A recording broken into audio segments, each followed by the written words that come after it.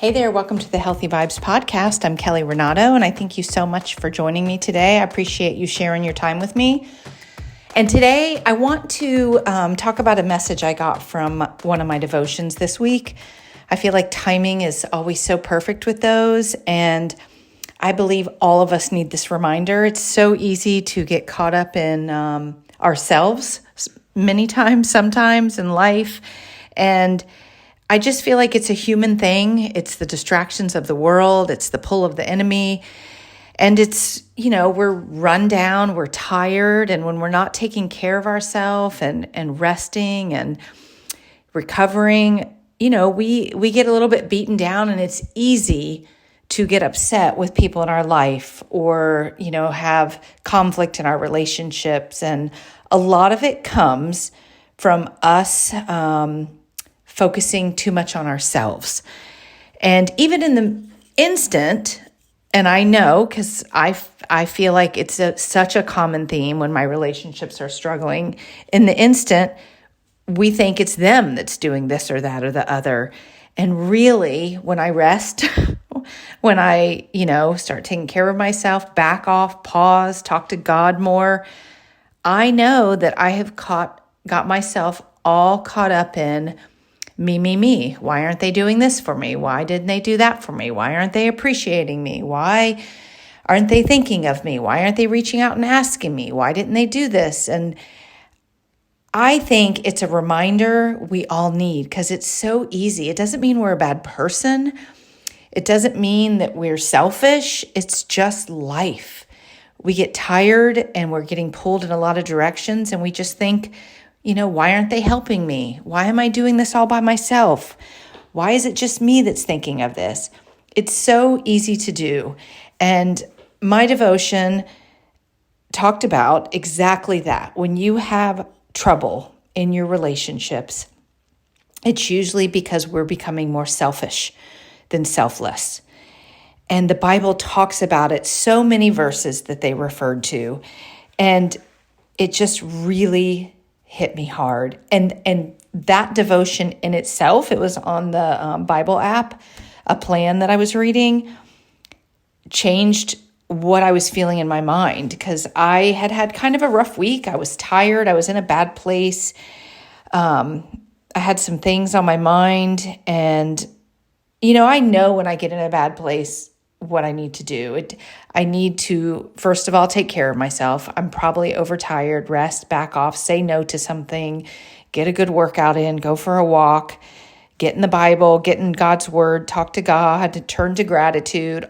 All of those choices I know can shift me from what I'm feeling. But this devotion, first off, talked about James 4:1, which talks about what causes fights and quarrels among you. Don't they come from your desires that battle within you? And I was like, yep, that's true. Because too many times, let's think about it, when we're in conflict or we're having a disagreement or we're just upset with our spouse, our kids, our friends, our family, whatever it is. Trouble, it just comes from us feeling like other people aren't meeting our expectations, or we are taking things too personal. It's everything going on in our head. We start taking things too personal. We take offense to something, and many times it's not about us, and we think it's about us. We, so many times with friendships, especially I hear other people say, well, I can't believe she, didn't do this, or she didn't do that for me, or I can't believe she thinks this, or she didn't text me back. And so many times it's not about us. It's whatever's going on in their life. And we make it bigger. Then we start, making these things up in our head. We create a story that's not true. And then it becomes bigger and bigger and bigger, because now the enemy sees what's happening and the enemy feeds us with all these lies. Then we don't communicate to the other person because we have all these things in our head that they didn't meet, and now we're upset. And then when you finally do, it comes out like an absolute explosion of all these things that really, if in the beginning we had realized our head was spinning out of control, we were creating something that wasn't true, we could have communicated and probably just got a handle on it. And a lot of times it's just grace. I find when I get in these situations and I've got to the point where now everything comes out that probably I shouldn't even have said, even though I was feeling all of those things and I felt that I should say all those things, then I'm like, okay, well, I got it all out and that was terrible. I don't feel better. And then honestly, when I talk to God about it and I know what just happened, I got too consumed with why aren't they helping me? Why aren't they doing this? Why aren't they appreciating me? And that's when I'm like, I just want to move on. I'm going to give myself grace for this. I'm going to go apologize and say I shouldn't do that. And the wonderful thing is when you practice this in your life, that person says, no problem. Let's just move on. You hug, you feel better, you drop it right there and you forget about it. Now, if this seems impossible to you, maybe you're not practicing it enough because this is normal. I really believe life hands us situations like this often, especially if we're not taking care of ourselves. We start listening to spinning thoughts in our head rather than put your phone down, get off of social media. Whatever story is spinning in your head, start changing it. Go for a walk. When you're in that state, you can do one of two things. Changing your focus. I know it's hard, but Bible verses, devotions, God's word, prayer, gratitude practice. The Bible verses that this devotion sent me to, we started with James 1, Philippians 2:4, consider the interests of others, not just your own. Galatians 6:7-8, the whole just of it is what you sow, you will reap. Meaning, whatever you're focusing on, whatever you're giving to others, whatever your actions are, you're going to get more of that, right? Whatever you do, you're going to get more of it. So if you're being unkind, if you're being rude, if you're being judgmental, if you're being offended, all of that negativity creates more negativity. And when you switch it and you think of other people, consider their interests, not just your own, do for other people, become more Christ-like, more like God. He wants us to keep coming more and more like Him. Less of me and more of you. Less of me and more of Him. And He knows that we go through this, and that's where grace and forgiveness, don't beat yourself up over it. Don't.